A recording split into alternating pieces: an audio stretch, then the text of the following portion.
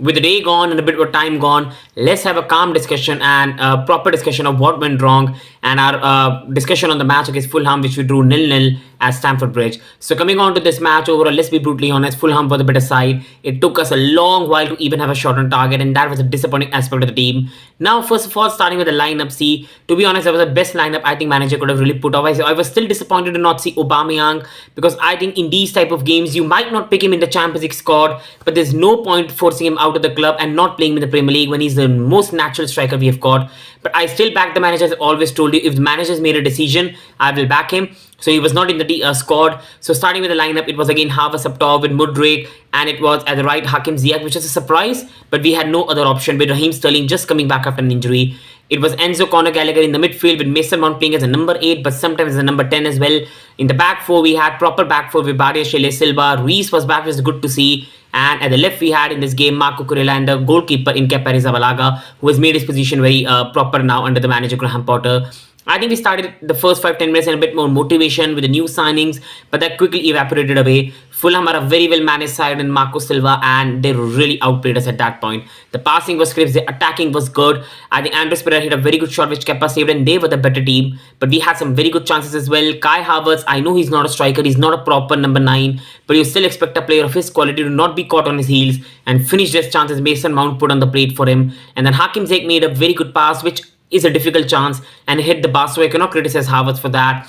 And in the first half, bar that, it was a disappointing half, which was mostly, you can say, performed well by Enzo, Thiago Silva and Badiashile, along with, you can say, Kepa Arrizabalaga. Because Reece James, you have to understand, he's coming back after an injury, so he wasn't at his best. You go towards Marco Kurela, and I have to have discussion on him. He's a new signing, so I will back him as with every new signing, but attackingly, he's an absolute disaster. Badiashile looks an absolute solid player, so good on the ball, and a top signing by the new recruitment team. And Thiago Silva, his passing was so good. Let's leave defending aside, that is already top class. His passing was just wonderful in this game. He was one of our better creators in this game. Enzo, just even in one training session, showed everyone that is miles ahead of what we've got in midfield department. Conor Gallagher was playing in unnatural position, but as I always told, he has to do better in the final third. His decision making is not really good. Mason, we have to have some words. I love Mason a lot. Everybody knows that on this channel. But Mason has not been performing well for a long time. And it's not the worst thing to drop him, give him a bit of rest, show a bit of competition and increase his performance, because Mason is a much better player than what we're seeing right now. Kai was again disappointing, and he's been disappointing for a long time. Mudryk, I think, was again stuffed between Cucurella and out of form Mason Mount, and the manager said he had a cold as well, so he's a new signing as well, so we need to have calmness in that regards. And Hakim Ziyech for me did well for a player who wanted to go to PSG. Second half came, Madueke came on, and that looks a fantastic talent, another good recruitment signing, and he was very good and bright. Aspie came on for James, and James is not fully fit right now, so we have to understand he cannot really play well.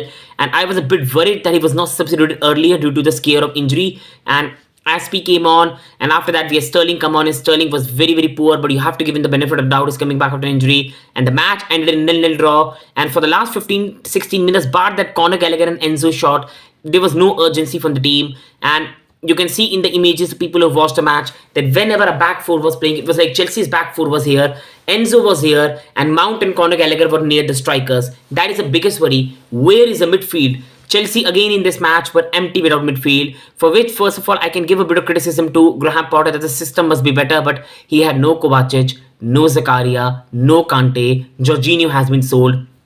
This is why we need to have context. And now coming on to full discussion. First of all, Mason Mount. He has been disappointing for some time. I love Mason Mount, but I think you need to drop him. Keep the standards of the team high. Give him some competition and some rest, and he'll come back stronger. I thought a 2-week break will be good, but sadly it just wasn't. And Kai Havertz has been disappointing. He's not a natural number 9. I think I will love Graham Potter to be authoritative, but I think it's time he put his pride away and give Aubameyang a chance. He's a proper number 9 we've got, and with players like Mudryk, Madueke, I think Aubameyang will cook. Or if not Aubameyang, at least give chance to Fofana, who came on and looked very good, at least better than what Havertz was doing. This is the thing I will love to see against West Ham. Coming on to the other aspect, Enzo already looks so much better than most of our midfielders, and once Zakaria and Kovacic comes in, I think we have a very good midfield for the season ahead.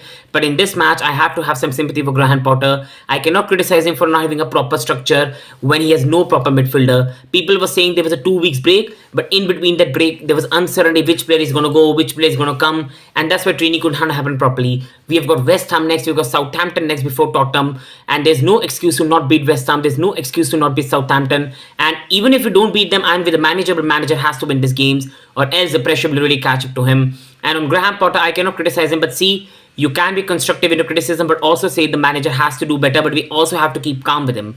For me, with Graham Potter, I'll say one thing. There's no point in sacking managers. Chelsea are in this mess because we keep on sacking manager after manager after manager. And that is the reason we are in this mess. And with Todd Boehly giving him such a big contract, it's time to back the manager. But also, you can constructively criticize that he's getting decisions wrong. He's being too nice to some of these guys, and he needs to do better. And now coming on to the last 2 points. First, the sympathy I have with Graham Potter is he's managing a 35-man team squad. You cannot compare him with when Tuchel straight away came at Chelsea and straight away had an impact. I love Tuchel, everybody knows that, but that's a different thing. He had a settled squad. He had a squad where not many new players were coming, so he had a settled squad. Graham Potter is coming in, new recruitment team, new owners, new staff. A lot of players are being changed, so we need to have some context in that. And managing such big squad for a person that's not managed such a big squad before is always going to be difficult, and we need to give him time. For people wanting him to play the football at Brighton, it took him 2 to 3 years to implement it. So either Chelsea need to be patient with him, or else we are wasting time of Graham Potter and ourselves. And if we now sack him, we have wasted our time, we have wasted his time, we have wasted his progress, and again we'll go back. Give him 1 year, give him the time to make his squad in his image, and then if he doesn't perform, then you should sack him. And now coming on to the last part, rivals can keep on laughing at Chelsea, but I see the progress, I see the new signings already having an impact. And even if this season we don't do really well, I'm very confident with Madueke, I'm very confident with Enzo, I'm very confident with Badiashile that the Chelsea future is very secure, and these signings are for the future. As for the older players, those are the concerns, and I think they need to perform better. And on that note, up the Blues. Thank you everyone for watching. Hope you have a great day. Thank you.